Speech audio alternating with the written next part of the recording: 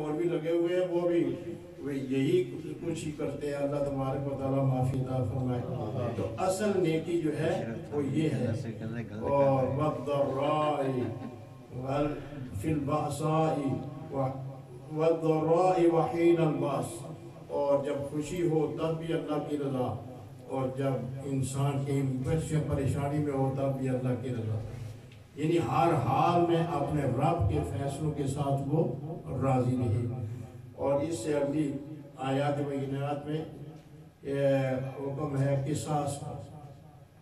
یعنی کوئی آدمی کسی کا ہاتھ کاٹتا ہے تو اس کا ہاتھ کاٹو، ناک کاٹتا ہے تو ناک کاٹو، اگر کسی کو قتل کرتا ہے تو اس کو قتل کرو. یہ قصاص ہے، بدلہ. قصاص کا معنی ہوتا ہے بدلہ.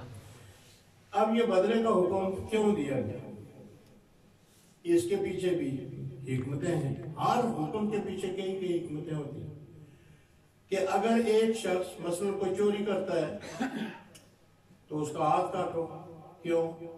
اس لیے کہ چوری وہ جب کرے گا تو کسی آدمی کی ذاتی ملکیت کے مال کو چرائے گا، تو اس شخص کے لیے کتنی پریشانی ہے. اس شخص کے لیے کتنی پریشانی ہے جس کے مال کو چور جو ہے وہ لے اڑے اور اس کو پتہ ہی نہیں. اب یہ اس کی تکلیف اس کے دل میں بہت زیادہ شدت سے، اگر سب کچھ لے گئے تو پھر تو اس کے پاس کچھ رہا ہی نہیں. تو چور کا ہاتھ کاٹنا اس لیے کہ جو باقی لوگ چوری کرنے کے لیے تیار بیٹھے ہیں وہ اس سے روک جائیں، وہ کسی کا مال چوری نہ کرے. اگر ایک شخص نے کسی کو قتل کیا ہے اور اس کو جب اس کا قصاص ہوگا، بدلہ ہوگا، تو ظاہر ہے وہ بھی پھانسی پہ چڑھے گا یا اسی طرح قتل کیا جائے گا. تو دوسرے لوگ جو ہے پھر ایسا کام کرنے کی جرت نہیں کریں گے. اسی طرح کوئی شخص بدکاری کرتا ہے کسی کی ماں، بیٹی، بہن سے، وہ اس کی عزت کو تار تار کرتا ہے تو اس کی سزا ہے. اور وہ سزا جب نافذ ہوگی تو ایسا کرنے والے لوگ دوسرے وہ ڈر کر، خائف ہو کر اس کام سے باز آ جائیں گے. تو یہ انسان کی زندگی بچانے کے لیے، انسان کو امن مہیا کرنے کے لیے، انسان کو ایک آسودہ زندگی دینے کے لیے اللہ تبارک و تعالیٰ نے بدلے کا، قصاص کا حکم ارشاد فرمایا ہے. یہ بعض اوقات کہا جاتا ہے یہاں اس میں کہ نہیں، یہ پھانسی کی سزا جو ہے یہ بڑا ہی گناہونا جرم ہے اور بڑا انسانیت کے خلاف ہے. کیا وہ انسانیت کے خلاف نہیں جس نے بلا وجہ ایک آدمی کو قتل کر دیا؟ وہ ثواب کا کام ہے. تو اللہ تعالیٰ فرماتے ہیں جیسا کوئی کرے گا ویسا ہی اس کے ساتھ کیا جائے گا. پھر یہ روزے کا حکم بھی انہی آیات میں جو آج سنیں گے اس میں آتا ہے کہ یہ روزہ تم پر فرض کیا گیا ہے. صرف تم پر نہیں، یہ یاد رکھو پہلی تم پر بھی یہ فرض تھا. تو پریشان ہونے کی ضرورت نہیں، پہلے لوگ یہ کام کر رہے. تو پھر ساتھ یہ فرمایا کہ اگر کوئی آدمی مسافر ہے، کوئی آدمی مریض ہے، تو ان کو رخصت ہے جب مسافر سفر سے واپس گھر آئے تو بعد میں وہ روزے، یعنی رمضان کے بعد وہ روزے پورے کرے. اسی طرح کوئی بیمار نہیں رکھ سکا تو وہ بھی بعد میں جب صحت اللہ تعالیٰ اس کو دیں گے تو اس وقت وہ ان کو پورا کرے گا. لیکن اس میں یہ ایک بات ہے کہ مریض اکثر لوگ جو ہے وہ اس کا فدیہ دے دیتے، بڑی اچھی بات ہے. لیکن اگر فدیہ دینے کے بعد وہ بندہ پھر تندرست ہو گیا تو اب فدیہ اس کا نہیں چلے گا، وہ اس کا صدقہ ہو گیا اور روزے کی قضا اس پر پھر لازم ہو جائے گی، واپس آ جائے گی. لیکن اگر وہ اسی بیماری میں اس دنیا سے چلا گیا تو ٹھیک ہے، اس نے جو فدیہ دیا ہے اللہ تعالیٰ قبول فرمائے، اور وہی اللہ کا حکم ہے اور اس کے ذمہ کوئی چیز باقی نہیں ہوگی. اس سے آگے حج کے مسائل ہیں. پھر یہ رشوت کا معاملہ ہے، وَلَا تَأْكُلُوا أَمْوَالَكُمْ بَيْنَكُمْ بِالْبَاطِلِ. چونکہ یہ سورہ بقرہ ہے، یہ مدینہ طیبہ میں نازل ہوئی اور یہ شریعت کے تقریباً آدھے احکامات جو ہیں وہ اس کے اندر موجود ہیں. کاش کہ ہم اس کو ترجمے سے پڑھیں، انشاءاللہ پڑھیں گے، یہ کام ہوتا رہے گا.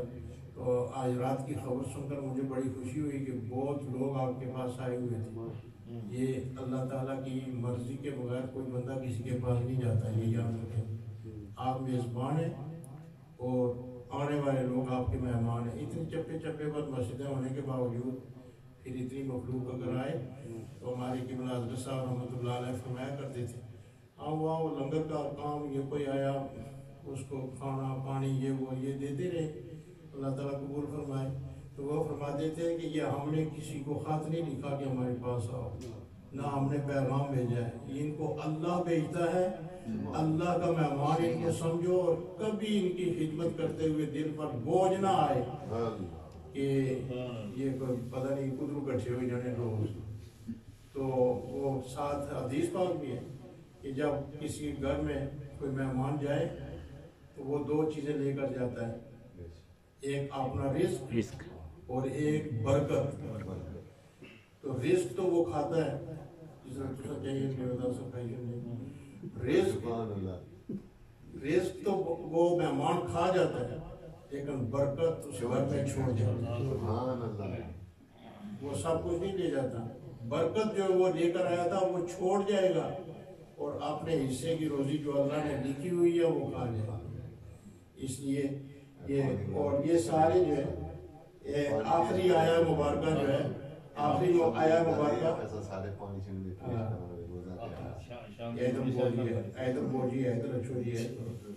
اور آخری آیا مبارکہ اور آیات تو اس میں بہت ساری ہیں, لیکن یہ اصل و رسول ہے. یا ایھا الذین آمنوا, اے ایمان والو, ادخلوا فی السلم کافۃ, اسلام میں پورے کے پورے داخل ہو. یہ نہیں آدھے فرض پڑھے تھا آدھے چھوڑی دیتے, ایک جڑا پڑھے تھا ترا جڑے یاد ہی نہ کیتی. نہیں, ادخلوا فی السلم کافۃ ولا تتبعوا خطوات الشیطان, شیطان کی پیروی نہ کرنا. پورے اسلام میں داخل ہو جاؤ اور شیطان کی پیروی نہ کرو. انہ لکم عدو مبین, کیونکہ شیطان تمہارا کھلا دشمن ہے. تو جس کو اللہ تعالیٰ دشمن فرمائے وہ تو انسان کا کبھی سجن ہو ہی نہیں سکتا. اللہ تعالیٰ اس سورہ مبارکہ کی برکت سے ہمیں یہ سارے کام کرنے کی توفیق عطا فرمائے. اور کل انشاءاللہ